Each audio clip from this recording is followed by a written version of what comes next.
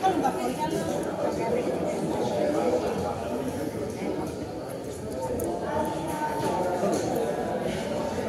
στείλεις. Περίμενε, τραβάμε τώρα. Μπράβο!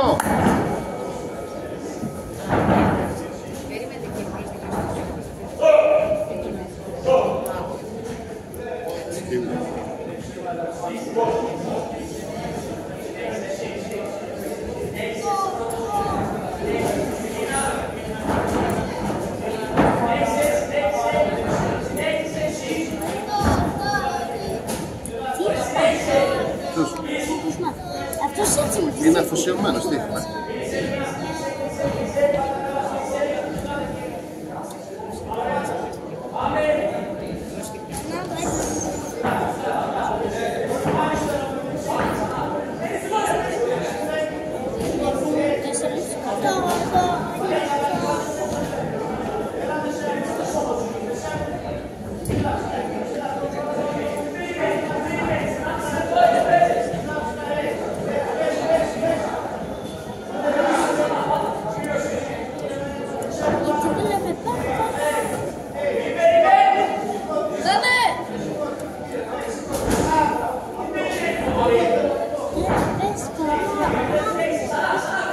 Σταμάτα με έφαγε η αγωνία.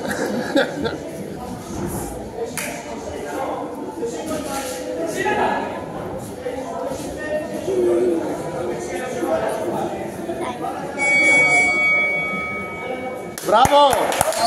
Μπράβο το αγόρι μου! Έλα, εντάξει είναι και εσύ μένεις... Καλός είναι, δεν είναι για αγώνα. Πρώτη επαφή. Καλός είναι, εγώ δεν είπα ότι είναι κακός. Αλλά είναι αγωμένος πολύ. Και θα το δεις στον πέμπτο του αγώνα και δεν το δεις. Άμα θα πάει και ένα πανελλήνιο, δεν το δεις μετά άλλα ίδια. Αυτό, το κόμμα του έλεγε το Μάιο, λέγε το πανελλήνιο. Άντε να δούμε. Να μην πάει και στο λίγο μαλακίες. Αυτό θέλω και χαρτί. Υπάρχει και χαρτί για τις απουσίες. Δεν ήξερα ποιος αυτός με τα πρέπει. Πώς είναι αυτό με τα πρέπει. Εσύ τι να κάνεις.